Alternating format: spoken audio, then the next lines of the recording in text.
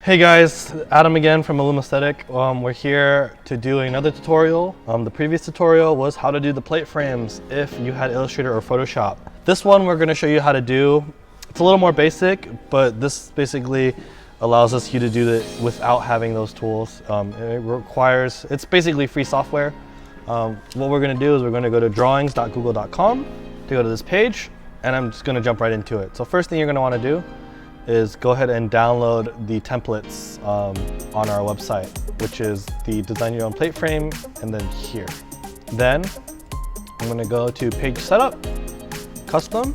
We're going to make it 14 by 14, and then I'm going to go ahead and insert the template right here. Okay. One thing you're going to notice is this doesn't import necessarily to scale. I'm going to lock aspect ratio, and I'm going to do 12.5. There we go. Now this is the correct dimensions. I'm going to take the image that I want to use. In this case, it's my Hot Cheetos background. Sorry, center back.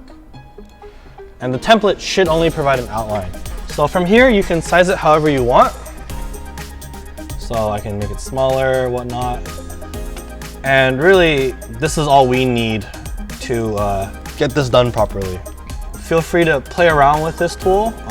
For example, I can go ahead and add text if I wanted to.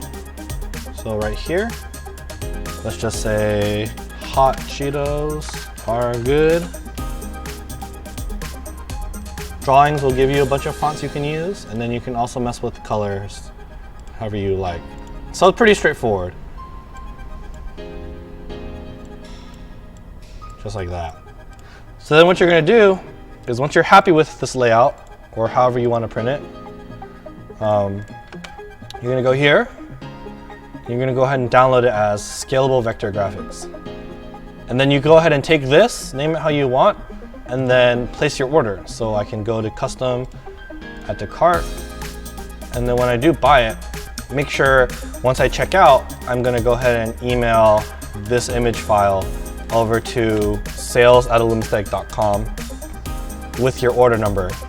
Once that's done, we'll take care of it, process it, and we will send you a render prior to printing if we do have any questions. If it's set up well, then it should come out exactly how you have it laid out. As long as you have it laid out how you want and it's within these black lines, then you should be good. So that concludes the beginner's approach to making your own custom plate frames. And if you have any questions, make sure you contact us. That's it. Take care.